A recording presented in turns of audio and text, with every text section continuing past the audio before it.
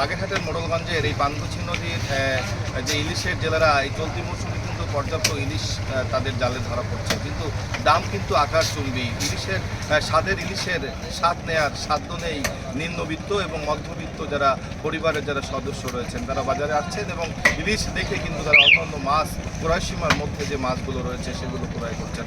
আপনাদের জানিয়ে রাখতে চাই, এই পানকুচি নদীর ইলিশের স্বাদ কিন্তু দেশের অন্যান্য যে নদী রয়েছে সে তুলনায় অনেক বেশি স্বাদের। পানকুচি নদীতে জেলেরা জাল ফেলছেন এবং ঝাঁকে ঝাঁকে কিন্তু ইলিশ তাদের জালে উঠছে। ২০টা বড় 18 না 17টা 500 গ্রাম। ইলিশ মাছ ওষুধ করতেও পাওয়া যায় না। চিটাগাঙ্গের থেকে ওই বরফ দেওয়া ইলিশ বাজারে আসে, যা খাওয়ার অনুপযুক্ত। আমরা যাতে এই সুশৃঙ্খলভাবে ইলিশ আমরা এই নদীতে পাইতে পারি, তার সুব্যবস্থার জন্য ঊর্ধ্বতন। ইলিশ পাওয়া যাচ্ছে, কিন্তু ইলিশের অনেক দাম। আমরা মধ্যবিত্ত যারা আছি তাদেরা কেনার সাধ্যের বাইরে।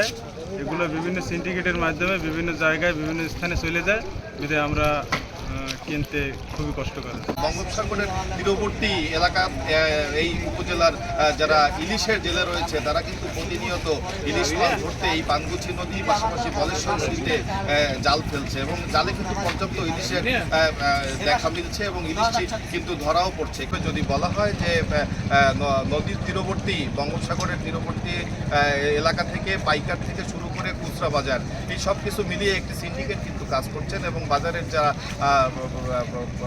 পাইকার যারা রয়েছে, বিশেষ করে যারা বিভিন্ন জায়গায় এই মাছটা পাঠিয়ে থাকেন, তারা কিন্তু ইলিশগুলো মজুত করে দেশের বিভিন্ন প্রান্তে এই পানকুচি নদীর ইলিশ পাঠিয়ে থাকেন।